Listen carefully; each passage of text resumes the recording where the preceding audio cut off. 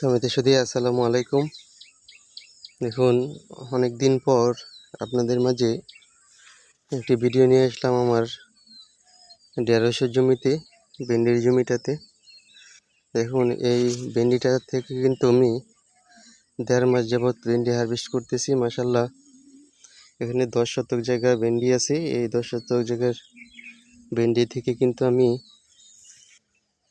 একদিন পর পর হারভেস্ট করি। একদিন পর পর হারভেস্ট করে কিন্তু এখানে 60, 65, 70 কেজি পর্যন্ত হারভেস্ট করতেছিলাম। এই 2 দিন ধরে একটু কম, 45, 50 হয়েছে কেজি। মাশাল্লাহ, SR10 জাতীয় ভেন্ডিটা কিন্তু প্রচুর পরিমাণে ধরে। এই কারণে কিন্তু আপনার অনেক বেশি হয়, ওজনে হয় এবং ভেন্ডিটা দ্রুত বড় হয়ে যায়। এবং বড় হলেও কিন্তু এটা কচি থাকে, একদম স্ট্রেট থাকে। বিচি খুব নরম, বিচি ছোট থাকে, তাই কিন্তু এটার বাজারে চাহিদাও ভালো, বাজারের দরও ভালো। ভেন্ডির দর কিন্তু মাঝে একটু কমে গেছিল, এখন কিন্তু আবার বেড়ে গেছে।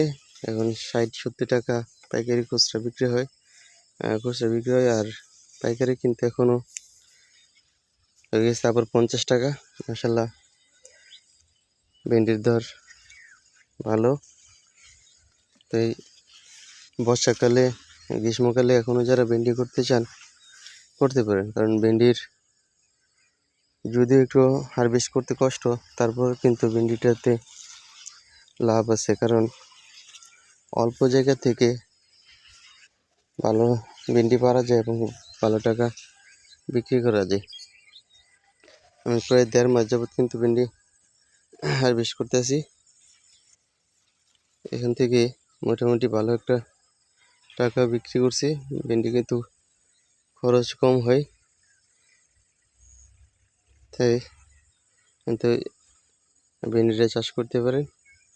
আর বর্ষাকালে কিন্তু ভেন্ডি 50 টাকার নিচে আসে না, সচরাচর দেখা গেছে 50 টাকার উপরে থাকে।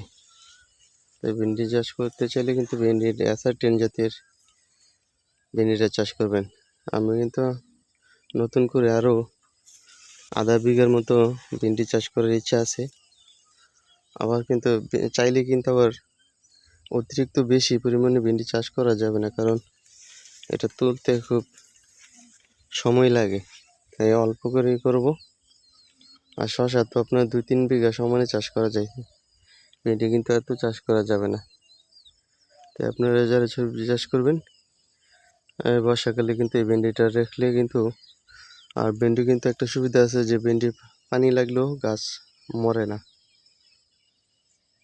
তাই অবশ্যই ভেন্ডি চাষ করবেন। ধন্যবাদ সবাইকে। আসসালামু আলাইকুম।